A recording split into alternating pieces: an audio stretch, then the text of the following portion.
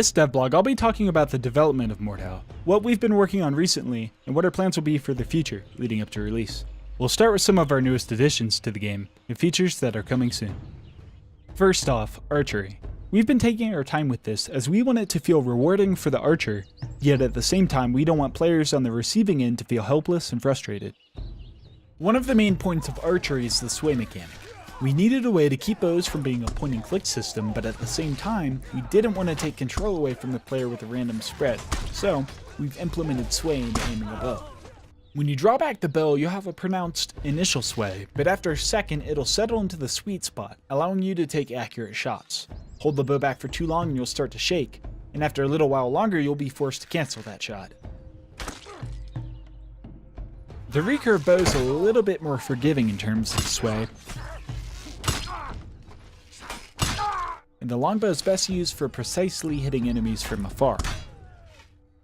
Meanwhile, the crossbow doesn't have a timing requirement and it can be aimed indefinitely. However, you suffer from no sweet spot and a longer time between shooting. Hitting your target is the first step, but it also matters where you shoot. Armor is important. Landing headshots can be beneficial, but you can maximize your damage output by targeting weaker pieces of armor on players as well.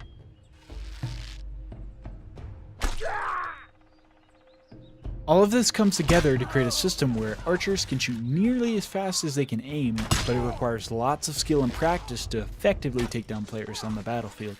This is important to us as we want to have as much depth in archery as we have in the melee combat. Another area of focus for the team has been Frontline, a 64-player tug-of-war mode that will be the main game mode of Mordhau. In Frontline, two teams will battle over control of linear capture points. So you won't have to choose between playing the objective or cutting down your enemies. That being said, the maps in development allow for a lot of creativity in how you reach the objective. Use siege weaponry to destroy enemy defenses and soften up choke points. Flank around and open up the castle gates from within. Use traps to deadly effect. Charge down fleeing enemies from horseback and more.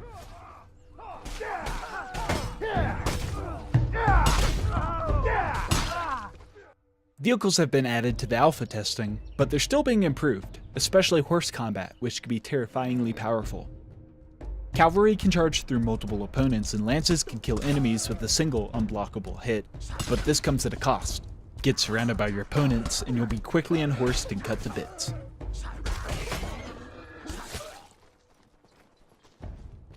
Cavalry also now has momentum-based damage. The faster you're riding, the more damage both you and your enemy will receive from attacks. This makes combat on horseback powerful, but dangerous. Vehicles aren't limited to horses though. Unleash massive projectiles at anyone foolish enough to enter your sights with the ballista, rain death from above with the catapult, and fight your way up treacherous ladders to take objectives. To actually see all these features in game, we need to expand and create maps that are suitable for 64-player combat. This could be seen as our main priority at the moment, and we're hard at work on map production. We've taken steps to redesign and expand the map Grad, giving it a village, farm, and extra fortifications leading up to the castle keep. On the map Camp, we've turned the outlying area into a war-torn battlefield filled with trebuchet, crows, corpses, and more.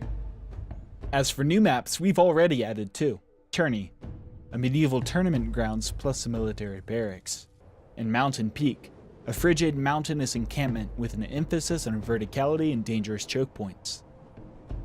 But that isn't the end of it. Work continues on other maps such as Taiga, a dense woodland map featuring a mining outpost, and Feitoria, a sprawling town and accompanying villages with narrow streets, a castle keep, and more. Adding new features and content is great, but we've been working hard to improve the foundation of the game, which is the melee combat.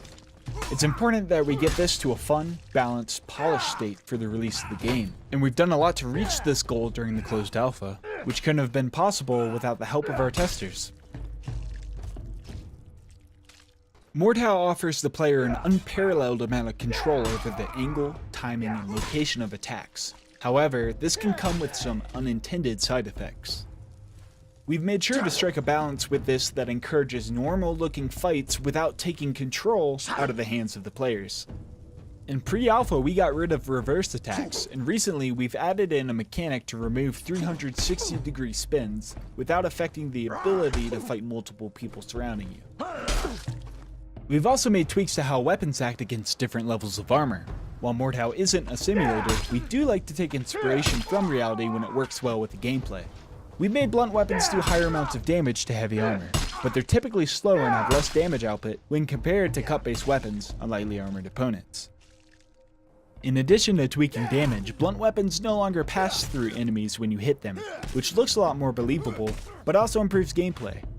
These high-damaging weapons are good against singling out heavily armored opponents, but lose some of their effectiveness when faced with multiple foes.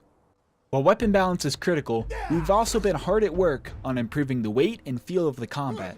We're in the process of adding locational wounds and a more responsive flinch system when being hit. Speaking of equipment, we've added a points-based loadout system.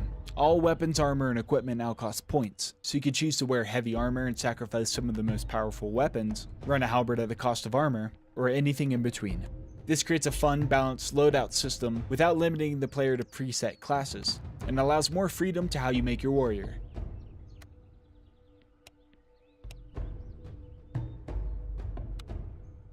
Our points-based loadout system is great, but we wanted to add incentives and reasons to play specific playstyles that aren't possible with a selection of armor and weapons alone, to create more depth through adding perks into the mix, which give you extra abilities at the cost of loadout points. For example, if you just want to mess around, we'll have a peasant perk, restricting you to nearly no armor and makeshift weapons such as farm implements and household tools. With large-scale battles, Mordhau needs to have top-notch mechanics in place for fighting in a chaotic battlefield. One of the changes we've made is to cause friendly attacks to stop when hitting teammates, which discourages friendlies from attacking through you to hit enemies. At the same time, we don't want to punish someone for the actions of their teammates, so we've removed flinch and reduced damage for friendly attacks. This should help to relieve some frustration from teammates not playing at their peak performance, especially when in large-scale 64-player battles.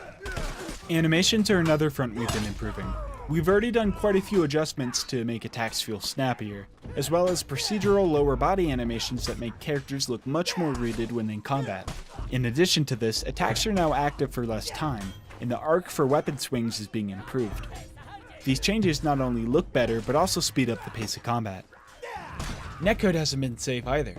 We've had general improvements, as well as a ping compensation technique that helps to make high ping more playable. Mordhau has also gotten a facelift in terms of visual quality. We've updated to a new version of Unreal Engine recently, and with that came the ability to make the game look much more cinematic and impressive. In addition to that, we've updated hit impact sounds when striking world objects, weapon-on-weapon impacts, added audio cues for gameplay elements, and more. Voice actors have been contracted, and you can expect to hear new voices in Mordhau soon. You'll be able to choose a voice preset and modify the pitch within reason. The voice you choose will give you unique taunts, as well as changing the voice of attack grunts and more, so you can fully immerse yourself in your medieval warrior. Not me! A little help here? This way! Hold your ground! You move with the grace of a drunken peasant! You ain't nothing but a dunderhead bastard son of a codpiece!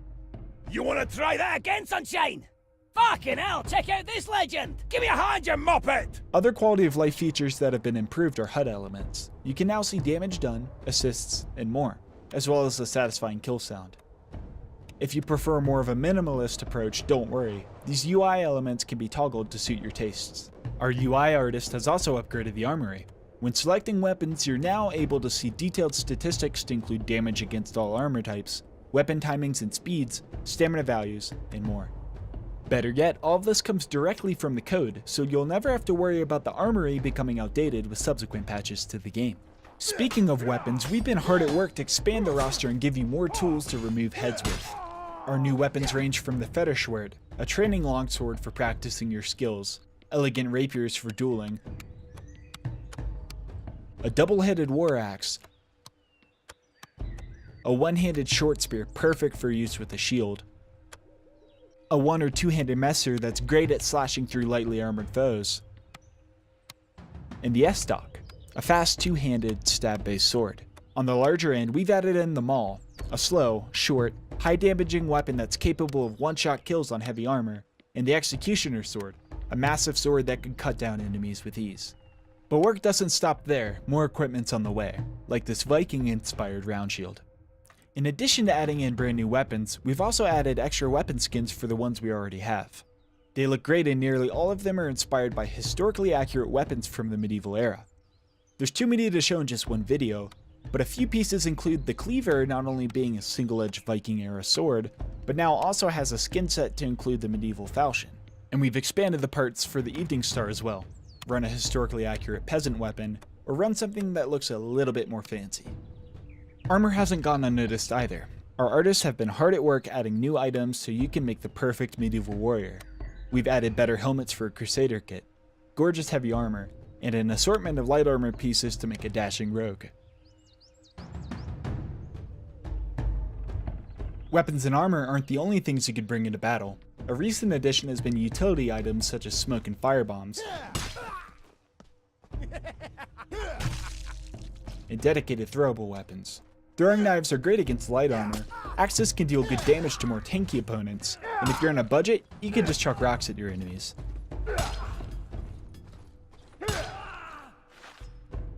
We've just added in the bear trap to the game as well, which can rip the legs off of unsuspecting opponents, or knock you to the ground and leave a nasty scar.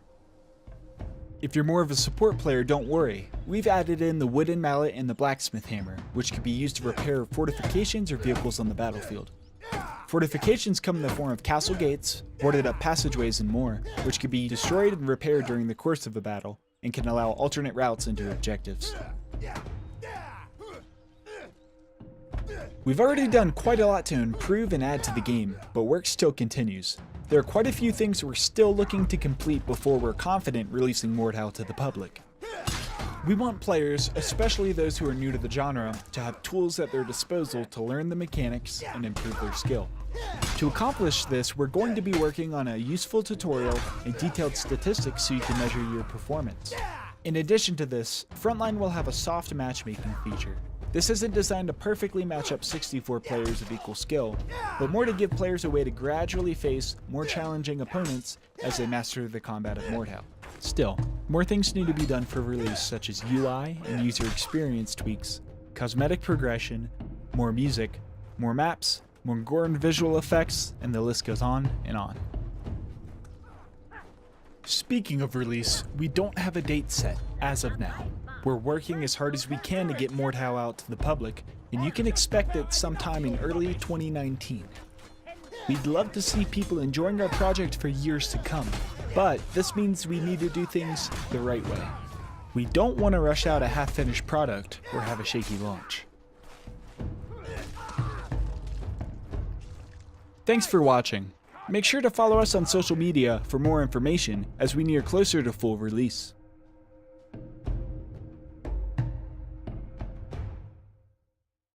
It's time to crack some skulls! Yeah!